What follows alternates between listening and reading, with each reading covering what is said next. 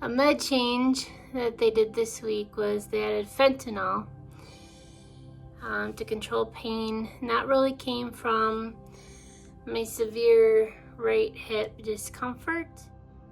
And I bought this little wheelie stool, which allows me to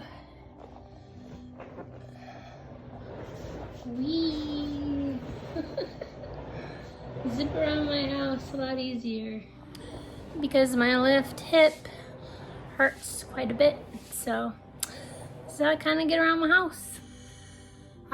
It's actually very, very small. It's a patch that you wear, so you can see how small it is, for 3 days.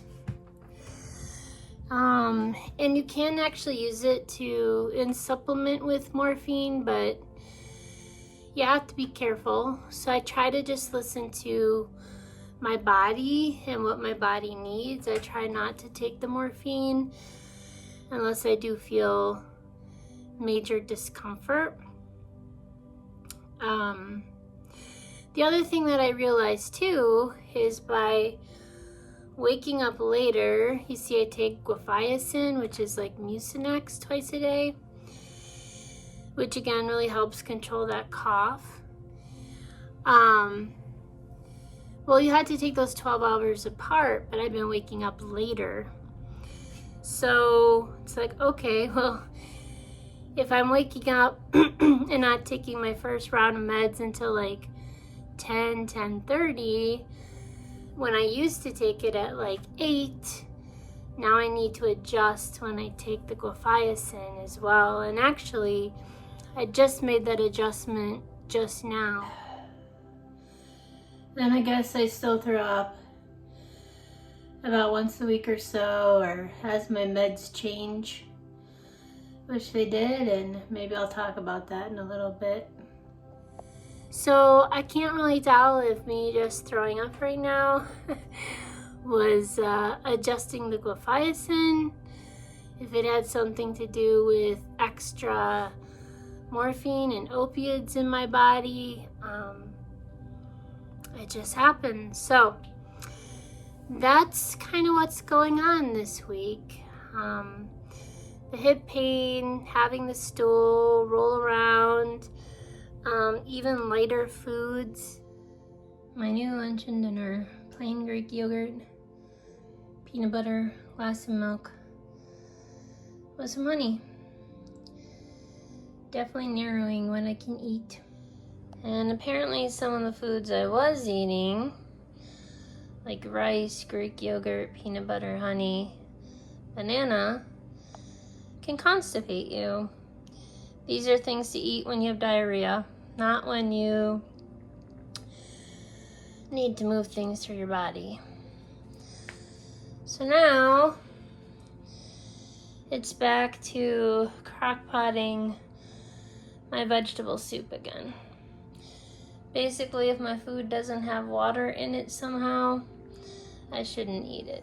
The other thing, the most thing that I contend with actually is my medical things, eating and digesting. That's the number one thing that's really hard.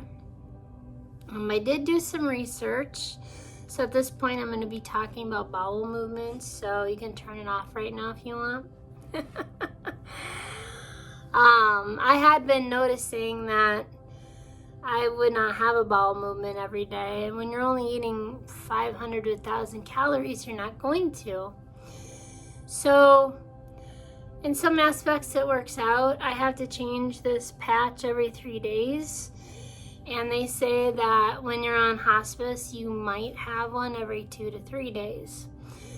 So not to get too freaked out, but I just have to be so careful because a lot of these medications are dehydrating you. That's also just what happens in the dying process. You're not hungry, you're not thirsty, and there are medical reasons why not to add food and water during the dying process, because it can actually make the person suffer a lot more. But because you're not drinking And a lot of these medications can also cause constipation.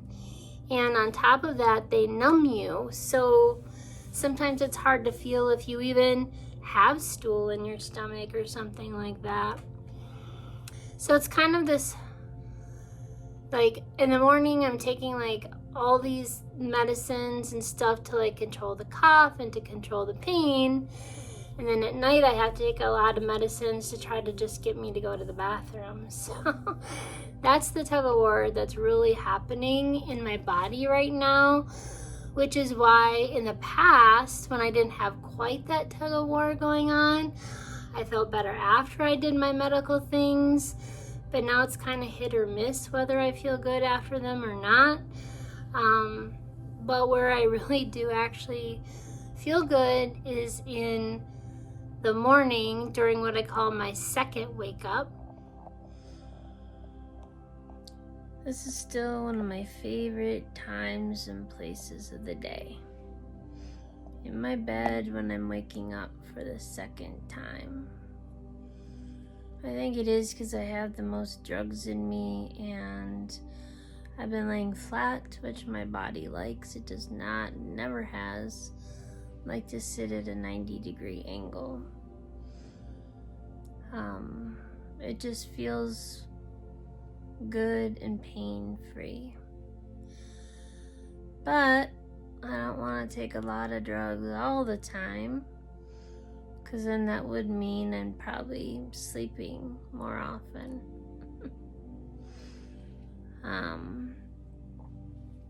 So yeah, while waking up might be hard to do, it is also the most blissful, peaceful, painless part of my day.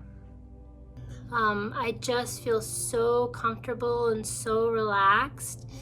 And that also generally will happen after lunch too. And I don't even have to take medication for that. Where the pain and discomfort really starts to occur, like I've said in the past, for the most part, but not always, is after dinner, because now my stomach's filling up a little bit more and putting pressure against the cancer areas. So definitely some decline, some tug of war within my body. Yep. So what I would say though is, just as I said at the beginning of this, when I would go through the 6 months checklist and the 3 month checklist, every time I was able to do everything on the 6 month checklist, I would reset the 6 months every day. The 3 months checklist, there's some things I can't, do on that. There are some things on the 3 month checklist that I can't do. Major tasks and chores around the house, but I am still able to take care of myself. So that's not the only 1 month or a couple weeks to live. So I'm going to say I'm somewhere like 2 months or so.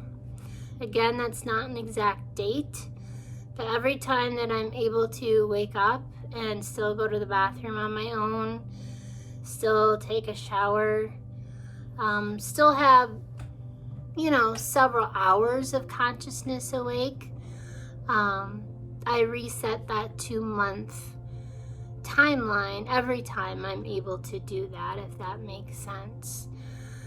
So that's where we are this week.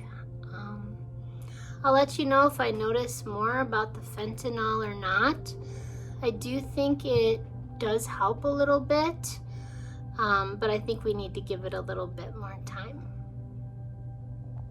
Also yesterday we put this shelf. I had boxes there in the corner. I saw some boxes there of future things that I might need if I ever become bedridden. So that'll make it easier for me and for the nursing staff.